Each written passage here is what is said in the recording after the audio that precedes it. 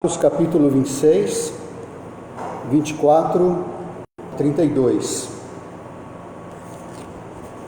Bom, antes de eu ler, eu queria compartilhar com os irmãos, a minha experiência, Quando eu me converti, eu e a Vilma morávamos numa casa aqui perto, nesse bairro, ali perto daquela igreja católica, Perpétuo Socorro, e a família que alugou a casa para nós, eles moravam na frente, nós morávamos no fundo.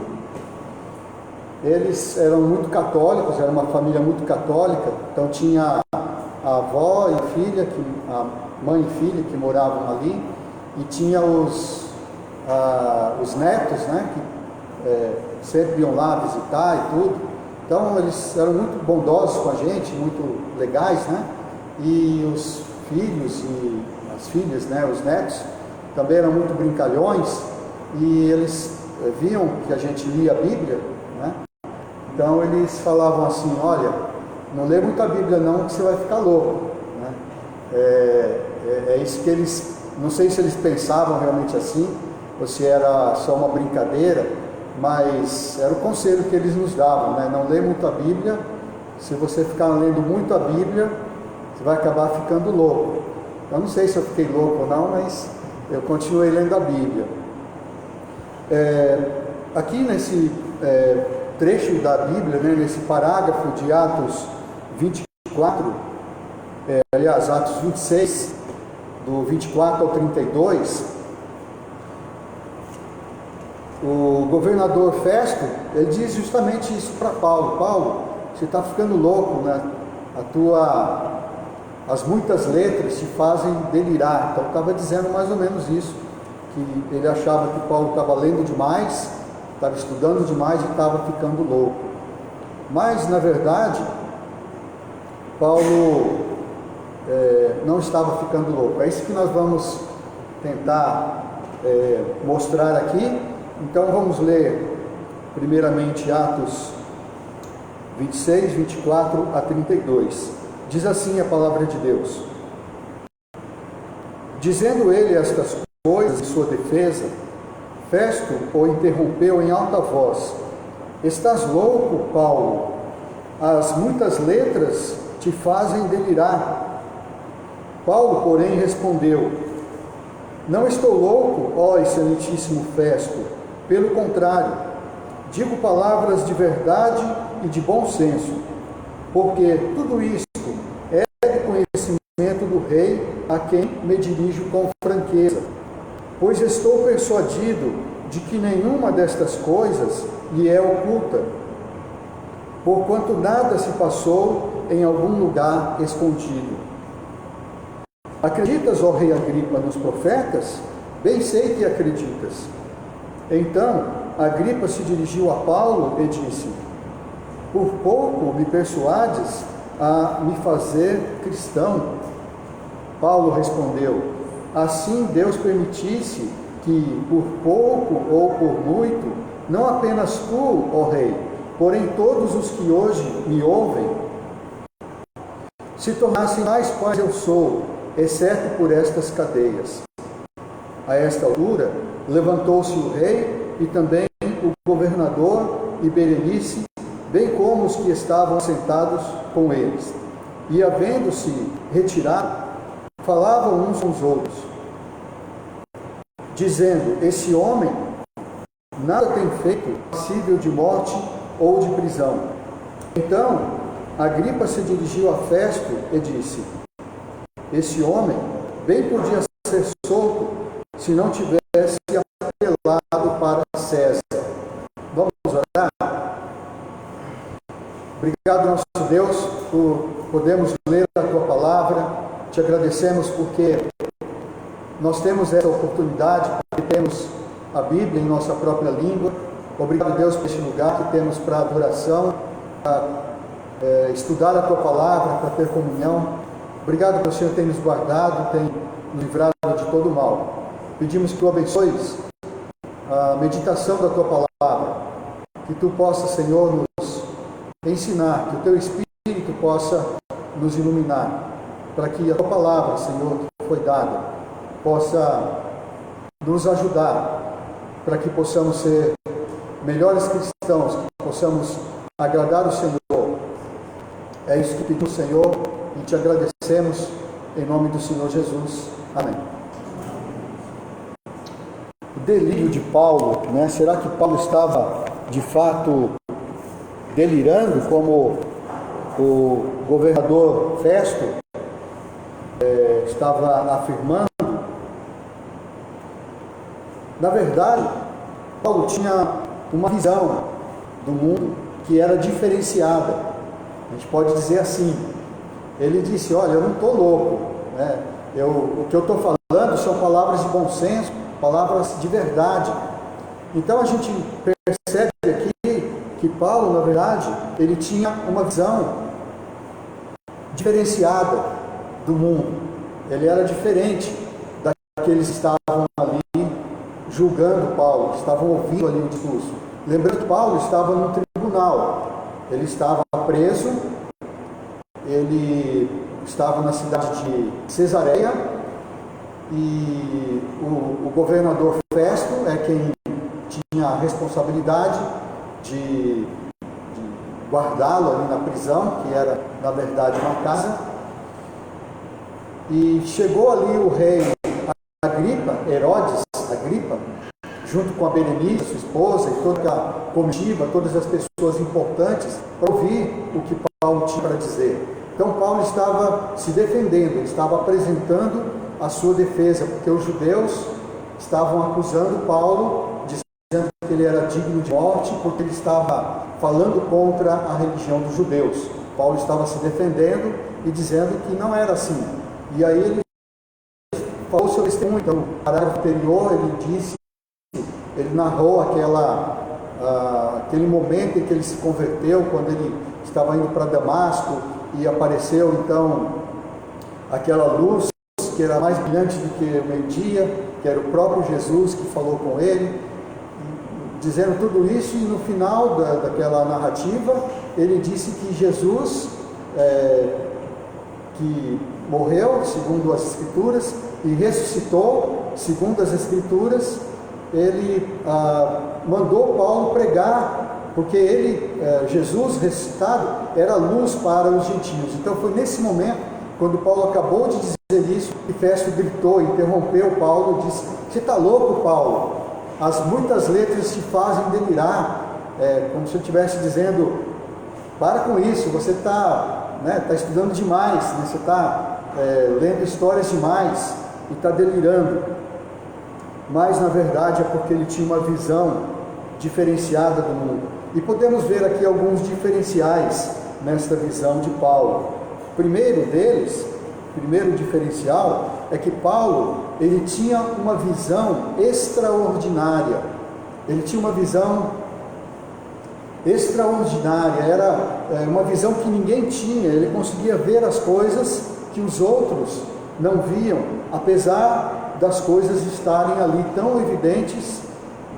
Aqueles que estavam ali não queriam enxergar essas verdades. Paulo então diz: olha, eu não estou louco, isso aqui, o que eu estou falando são palavras de verdade, são palavras de bom senso.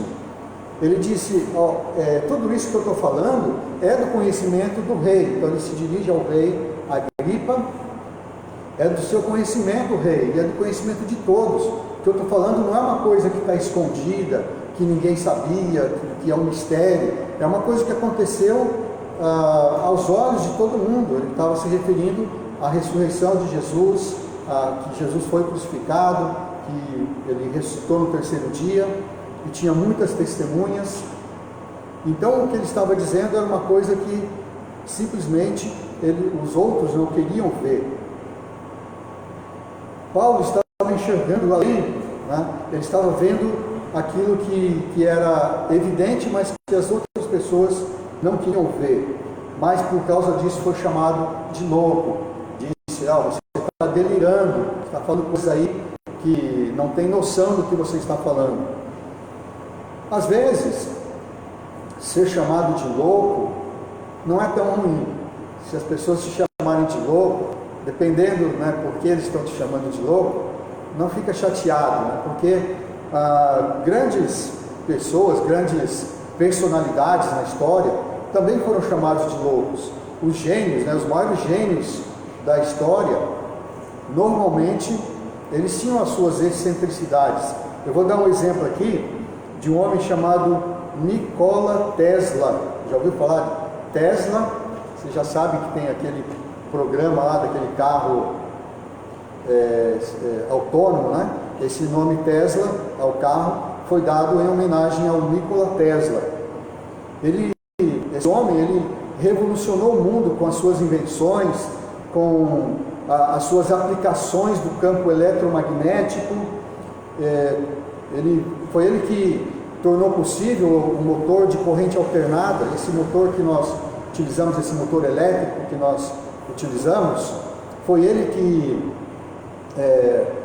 possibilitou, não é exatamente que inventou, mas ele fez de uma maneira que tornou possível a utilização desse motor de corrente alternada. E tem muitas outras contribuições que ele fez que até hoje, ele é de 1930, por aí, né? Mas até hoje as contribuições dele são aproveitadas no campo da robótica. Os radares usam a tecnologia que ele desenvolveu, a física nuclear utiliza muitos dos seus conceitos. Só que esse homem, ele era taxado de louco, ele tinha muitas obsessões.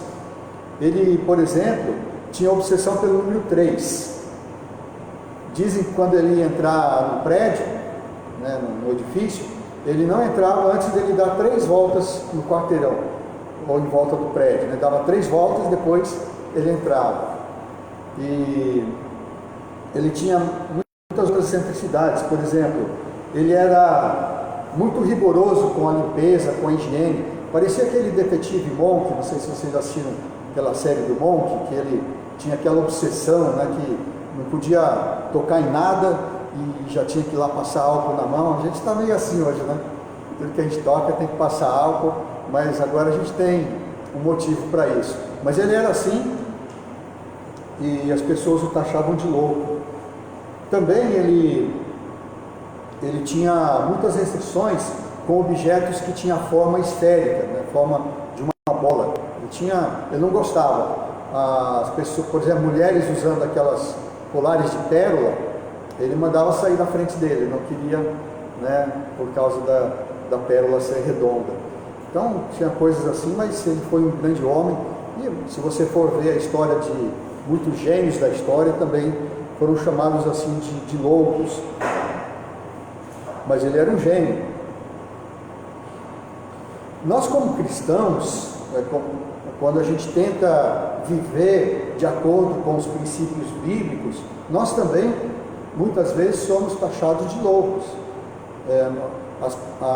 Os princípios cristãos, eles não se encaixam no pensamento do mundo, não dá para assimilar. Então a gente fica como aqueles que estão remando contra a correnteza, né? As pessoas estão indo para cá e nós estamos indo no sentido contrário. É assim que muitas vezes se sente um verdadeiro cristão. A gente fica, eles dizem, né, como um peixe fora d'água, porque nós temos algumas excentricidades. Eles acham que são excentricidades, né? Por exemplo, meus filhos, quando eles eram pequenininhos, na época todas as crianças assistiam a Xuxa, assistiam o desenho da Xuxa. Desenho não, o programa e aqueles desenhos que ela passava, né? Tinha o He-Man, né? Lembra do He-Man? Não sei se vocês, alguém do meu tempo aí, né? Tinha todos esses desenhos que as crianças assistiam. Meus filhos, né? Eu e a Vilma, não deixávamos eles assistirem.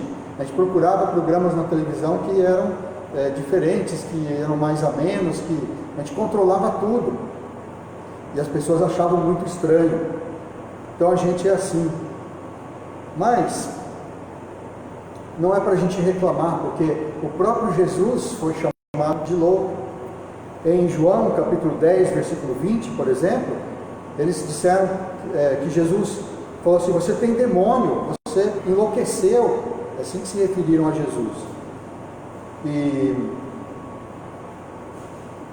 Mas, por exemplo, a Rode, lembra da Rode? Quem sabe quem era a Rode? A Rode era a criada do João Marcos, né, da mãe do João Marcos, que morava lá em Jerusalém. E quando Pedro foi preso, lembram-se dessa história? Pedro foi preso, ele estava lá acorrentado. Essa história está em Atos 12, e eu vou focar o versículo 15, Atos 12, 15. Pedro estava então preso, e aí veio um anjo e soltou as correntes, a porta abriu automaticamente, ele saiu, e os guardas nem viram ele sair. Então foi um milagre que aconteceu. E aí Pedro falou, e agora, né? Quando ele ficou lá no meio da rua sozinho, falou, e agora, o que eu vou fazer? Eu vou lá na casa do João Marcos, porque ele sabia que todos estavam reunidos ali orando. Então ele foi lá, bateu na porta, e a Rode, né, que era a criada, ela atendeu, ela foi lá, quem é que está falando? O Pedro, sou eu, né, o Pedro. E ela então ficou tão alegre, né, que Pedro estava lá fora, que ela ficou assim, ela nem abriu a porta, ela foi correndo lá contar para todo mundo, olha, Pedro foi solto, né? E aí o que eles disseram para ela? Você está louca, Rose, você está louca, como que ele ia ser solto, né? Ele estava lá guardado, bem guardado lá pelos guardas de Herodes, mas ela não estava louca, Pedro realmente estava lá. Eles preferiam acreditar que era um fantasma do que, né, que era o Pedro, né? Então a irmã Meliá estava falando hoje, né, que você tem que acreditar, quando você ora, você tem que acreditar que vai acontecer. Então ela deixou a toalha lá no varal, né? Eu não vou tirar a toalha do varal, eu orei e, né, pedi para não chover, e Deus vai responder, não vai chover. Então aqueles que estavam orando lá não fizeram isso, né? Eles estavam orando para Deus libertar Pedro, né? Deus livrar o Pedro, porque ele ia ser morto. Quando Pedro chegou, eles não acreditaram. A Rode foi chamada de louca. Então, se te chamarem de louco, não liga para isso, né? Agora também não precisa provocar, né? Não precisa fazer coisas, fazer loucuras, coisas que pessoas vão te chamar de louco sem necessidade. Um exemplo disso é em 1 Coríntios 14, 23. Paulo, ele aconselha a igreja a se portar de maneira sensata. Ele estava falando do dom de línguas, né? Ele fala, se todo mundo começa a falar em línguas aí, né, todo mundo começa a falar ao mesmo tempo, entra um visitante na igreja, ele vai falar que vocês estão loucos. Então, cuidado aí com o que vocês fazem, né? Então não precisa também provocar, né? Mas se você estiver fazendo o que é certo, não se preocupa. Então, as muitas letras não estavam fazendo Paulo delirar. Paulo não estava delirando. Pelo contrário, ele tinha uma visão diferenciada, uma visão extraordinária, que enxergava aquilo que as pessoas não queriam ver. Será que nós também temos essa visão extraordinária? Pelo menos, creio que todos nós aqui cremos que Jesus ressuscitou, não é verdade? Que Ele está vivo. Nós oramos, nós falamos com Ele todos os dias, e essa é a nossa visão extraordinária, que muitos não querem acreditar. O segundo diferencial que nós podemos encontrar aqui da visão de Paulo, a visão que Paulo tinha de mundo, é que ele tinha uma visão arrojada. Ele tinha uma visão ousada, arrojada, uma visão que desafiava as pessoas. Ele enxergava as coisas e de maneira ousada ele falava aquilo que ele estava enxergando. É assim que nos versículos 7 a 29 ele coloca o rei Agripa ali na parede, né? Ele aperta o rei Agripa, ele diz, olha, eu sei o que eu estou falando, não é nada mais do que os profetas falaram, e eu sei que você acredita, rei Agripa, né? Contou para eles, eu sei que você acredita, porque Paulo conhecia o rei. Paulo era uma pessoa da alta sociedade, ele era uma pessoa que era bem relacionado, antes dele se converter, ele com certeza tinha entrada lá nos palácios e tudo, e o rei Agripa conhecia a família de Paulo. Paulo era uma família bem conceituada, e Paulo sabia quem era o rei Agripa. Conhecia Berenice. A Berenice, a esposa do rei, ela era judia.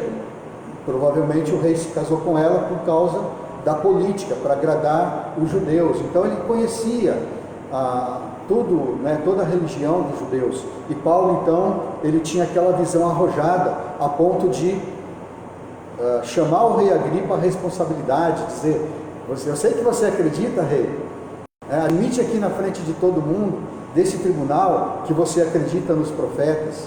E o rei, então, se a gente fosse tentar olhar, se a gente fosse pintar um quadro, né, do que estava acontecendo ali, parece que o rei Agripa era...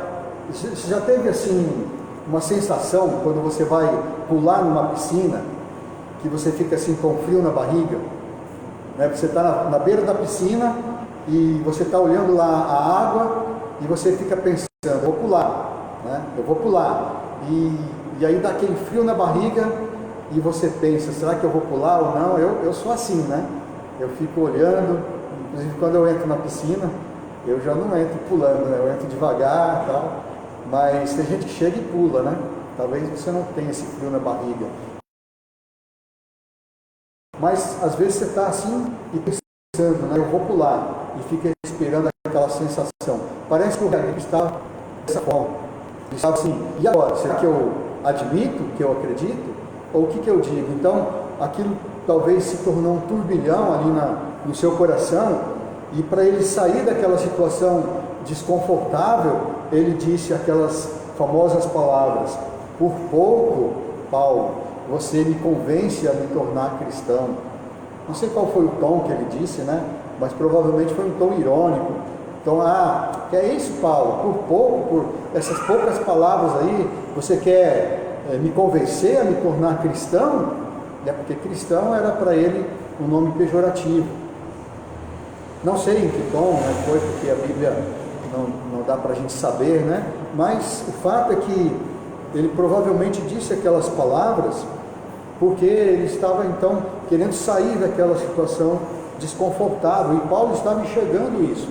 Paulo tinha aquela visão arrojada, e não só o rei Agripa, mas também os demais que estavam ali, porque a resposta de Paulo foi interessante. Ele disse: olha, quem me dera que por pouco ou por muito, todos aqui se tornassem tal qual eu sou, exceto estas cadeias. Ele provavelmente levantou as mãos e mostrou que ele estava acorrentado, devia estar acorrentado os pés e as mãos. Era assim que eles faziam com os prisioneiros.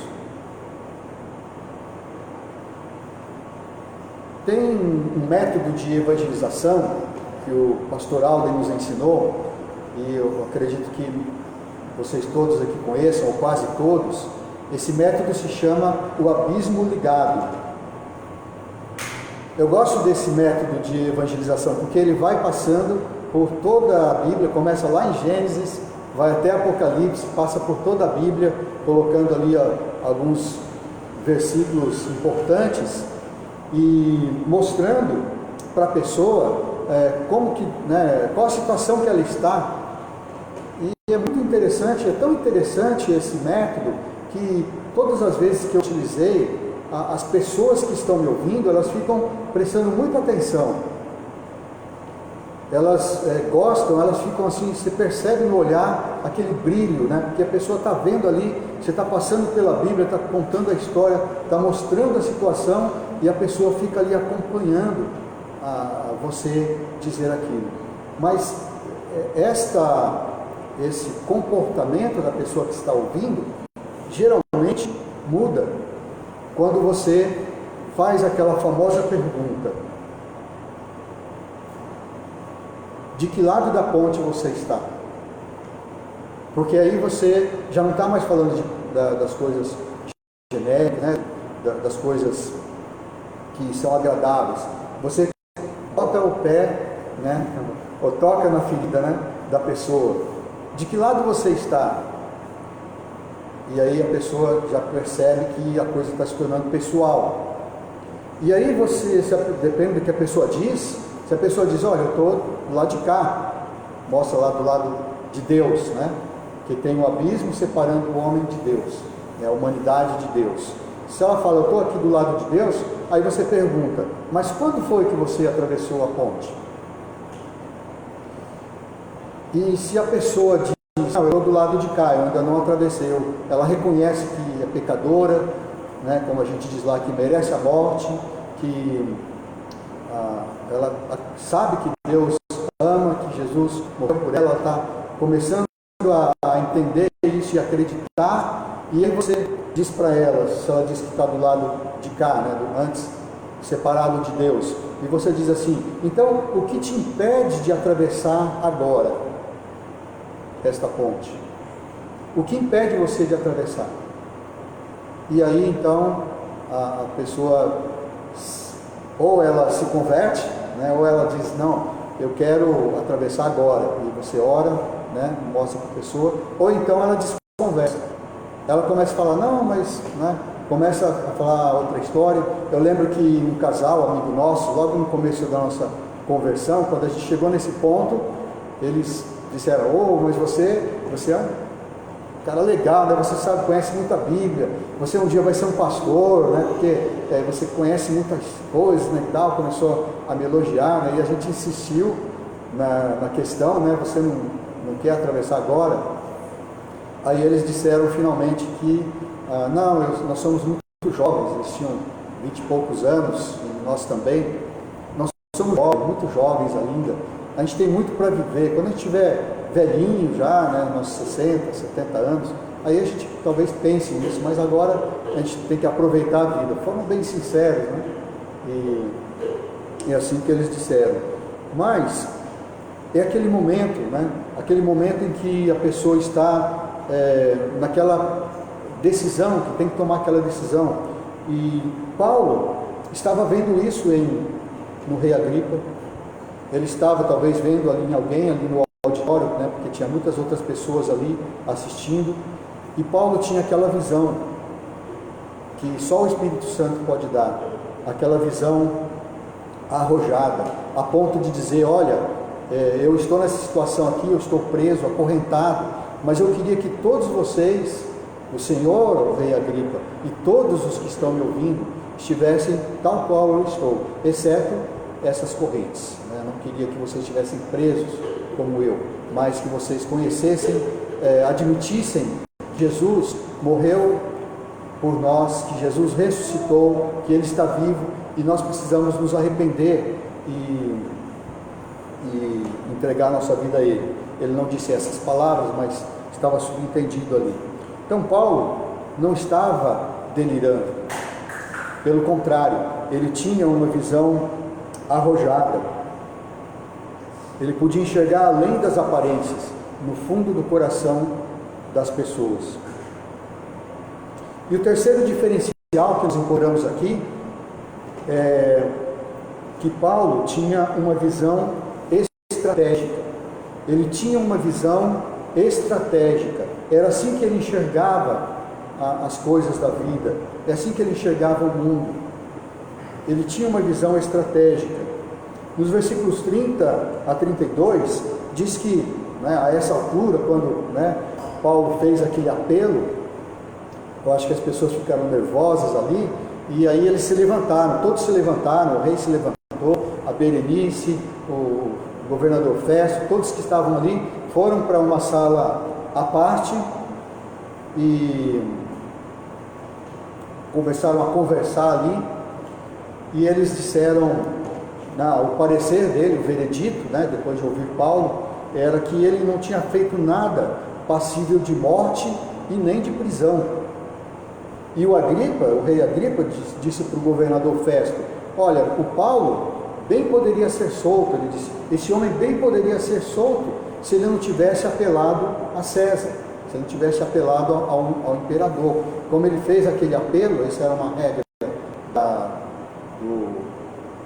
do sistema jurídico deles, dos romanos, dos cidadãos romanos, como ele apelou para o tribunal superior, né, aqui seria para o Gilmar Mendes, né, para o STF, né, mas lá ele apelou para César, né, eu quero ser julgado por César porque é meu direito, porque Paulo sabia que se ele fosse solto, os judeus iam botar a mão nele para o matar.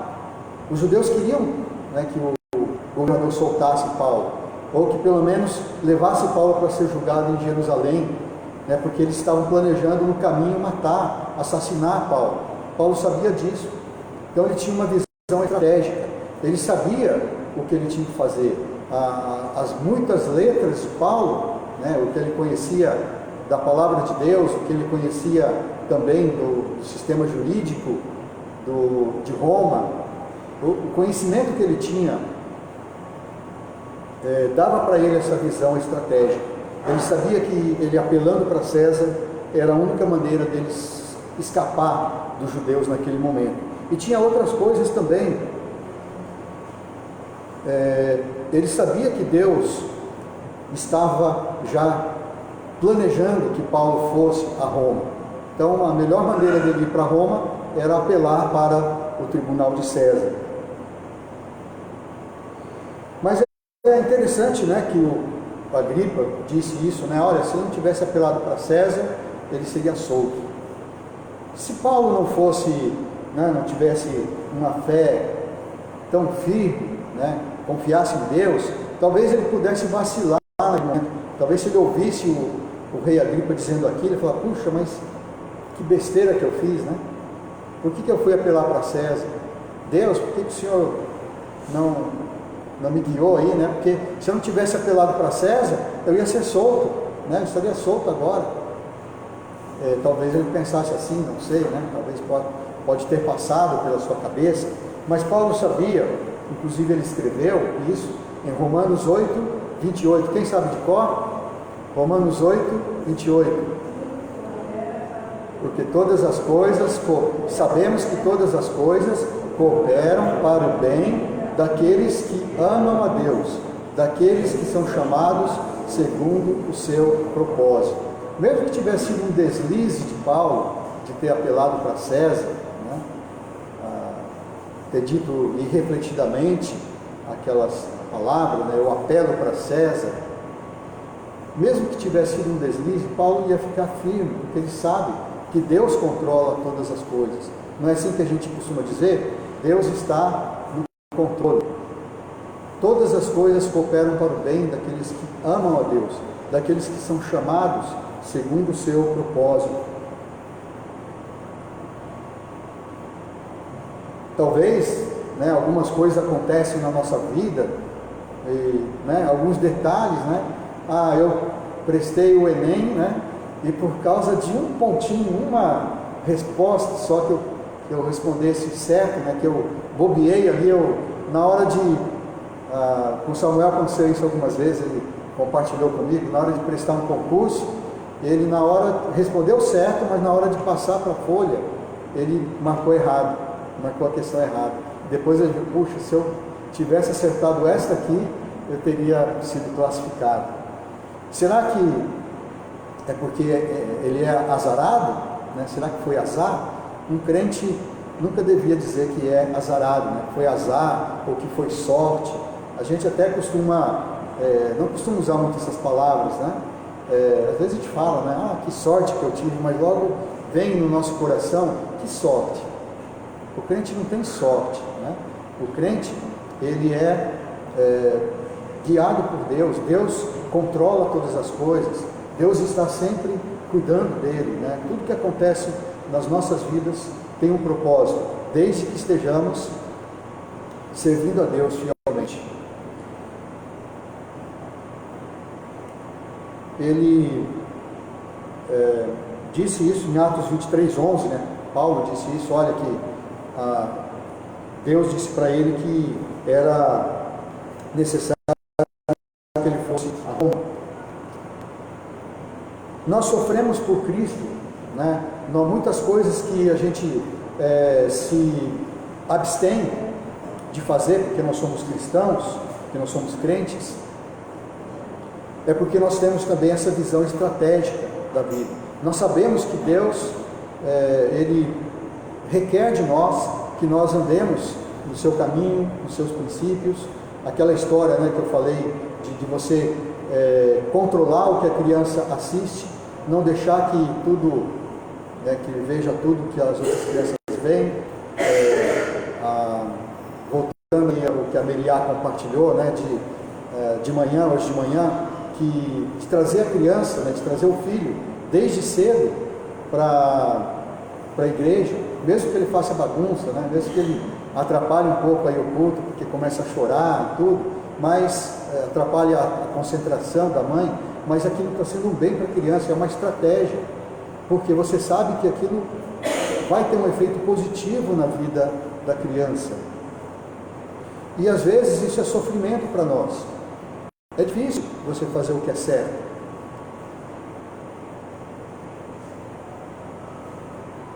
Mas alguns cristãos, algumas histórias que a gente conhece, os cristãos chegam a extremos.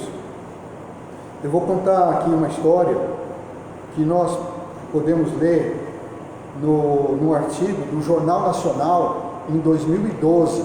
Então saiu no Jornal Nacional em 2012, que eu vou ler aqui como que está a notícia. O pastor evangélico Youssef Nadarkhani foi preso, acusado de abandonar a fé islâmica. Durante 3 anos, o caso foi examinado por cortes superiores iranianas. Ele era do Irã. A esposa de Nadarkhani também foi detida. Chegou a ser condenada à prisão perpétua, mas depois foi solta. O pastor, por 3 vezes, recebeu proposta de abandonar o cristianismo e voltar para o Islã, em troca da suspensão da pena de morte.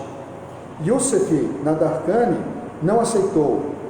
Segundo o Centro Americano de Lei e Justiça, uma organização que defende a liberdade religiosa nos Estados Unidos e acompanha o caso de Youssef, a sentença foi confirmada pelo governo iraniano e a ordem de execução foi dada. Então essa é a notícia que tem em 2012. Mas felizmente, as últimas notícias que nós temos sobre esse caso nos traz alguma esperança, porque em 2020, em julho de 2020, ou seja, do ano passado, no site do Middle East Concern, MEC, nós lemos essa outra notícia. Em 22 de junho, soube-se que as sentenças contra o pastor Youssef Nadarkhani e Zaman foram reduzidas para 6 anos. A sentença de Mohammad Reza foi reduzida para 2 anos e ele deverá ser solto em julho. Ele está falando de outros companheiros ali que foram presos também, pelo mesmo motivo. Omid, outra pessoa,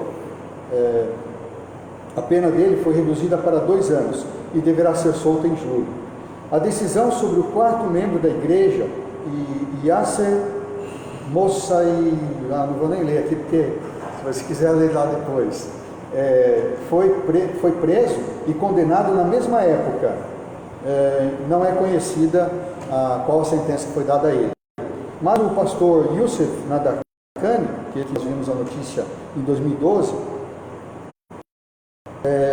então a gente lê ali, agora em 2020, que a pena dele tinha sido reduzida para 6 anos. Então, quer dizer, ele já estava preso desde 2012, não sei se ele foi solto ou não, mas pulando para 2020, a pena era de 6 anos. Bom, não é? Para quem estava condenado à morte, ficar 6 anos na cadeia, dá para aguentar. Mas eles ainda estão trabalhando, a gente não sabe, não tem notícias mais recentes, capítulo 3, versículo 10, quem sabe de qual? Tem a Apocalipse 3:10. Ser fiel até a morte, e dar-te-ei a coroa da vida. Não é uma visão estratégica? Né? Se sendo fiel até a morte. Se ele morresse ali, ele ia receber, segundo Apocalipse 3:10, a coroa da vida. Visão estratégica. E agora, né, aproveitando, né, que agora nós conhecemos a história do pastor Youssef Nadarkhani, vamos orar por ele, vamos lembrar nas nossas orações de orar pelo pastor Youssef Nadarkhani. Nós não sabemos, né, como que ele está agora, eu tenho mais notícias mais recentes, mas que ele seja libertado, né? Então, graças a Deus por ele, né, nos deu esse exemplo e tem essa visão estratégica. Então, Paulo, ele não estava delirando também, né?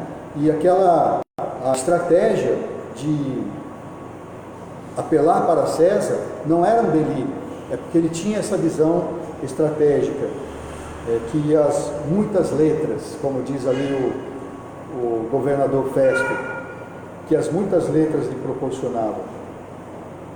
As muitas letras faziam Paulo delirar? Não. Essa é a nossa resposta. Não fazia Paulo delirar. Pelo contrário, dava a Paulo uma visão diferenciada, que nós podemos dizer, né, que era uma visão extraordinária. Ele enxergava aquilo que ninguém queria ver. Ele tinha uma visão arrojada, a ponto de, né, não se deter nas aparências, mas entrar no coração das pessoas, saber que as pessoas precisavam se converter. E ele também tinha uma visão estratégica. Ele sabia que Deus tem um propósito para todas as coisas e ele era fiel e tudo que acontecia estava sendo controlado por Deus. Antes de eu preparar essa mensagem, antes de eu dividir dessa forma, né? Eu gosto de dividir em 3, em 4, às vezes em 5, a maioria das vezes é em 3, né? Mas havia uma outra possibilidade de divisão que eu vou compartilhar com vocês, que era assim, que Paulo estava no limite, Paulo e os demais ali, né?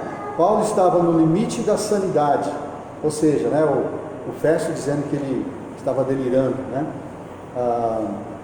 E que os demais ali, né, o Festo, o rei Agripa e os outros ali, eles estavam no limite da verdade, né? Porque o rei Agripa disse assim: eu quase me tornei cristão, né? Por pouco, né, eu me torno cristão. E voltando para Paulo, né, ele estava no limite da liberdade, né? Porque o rei Agripa disse: olha, ele podia ser solto se eu não tivesse apelado para César. Então ele quase foi solto, né? Na verdade, todos nós vivemos situações extremas em nossas vidas em alguns momentos, seja de tentação, seja de provação, né? Às vezes a gente fica nervoso, fica estressado, né? As coisas acontecem e a gente às vezes acaba agindo do jeito que a gente não queria.